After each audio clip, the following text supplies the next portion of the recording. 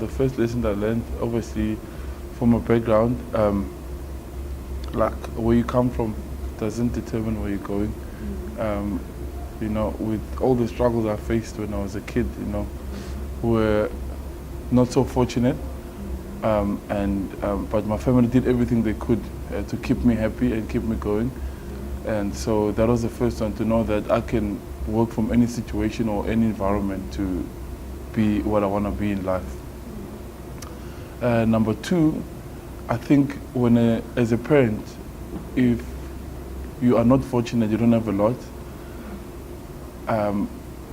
but you can still do the best you can for your child to be whatever they want to be.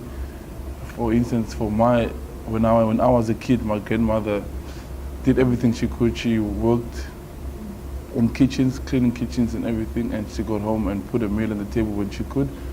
But the most important thing I got from her was love and support, and no one can buy that for you, no one can give it to you. It's just the one, and the time, obviously, yeah. So that's what you can give your child if you can't afford anything else, and that will carry them and sustain them to what they want to be.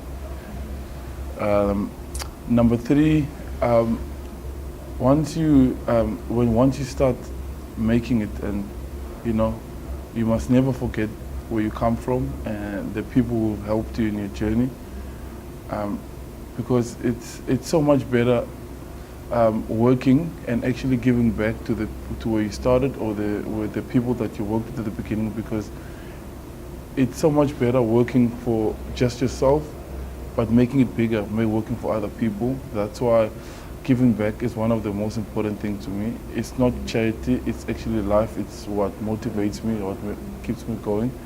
And it's something I want to teach my children one day, you know. It's always better to give to others. And number four, yeah, come. Number four, yeah, I'll say for anyone. So I obviously had my child before I got married, and I was still young, and I was fortunate enough to have people around me who advised me to start investing and start thinking about my future, where a lot of us young athletes, we get all these monies, we want to buy all the nice cars and not worry about the future. So I think, especially if you're coming from a different background where you didn't have a lot, you must always think about the future. Get yourself people who are there, who will support you at all times and advise you wisely, and invest it, and put your money in places where it's going to make more money for you in the future. And yeah, that's it.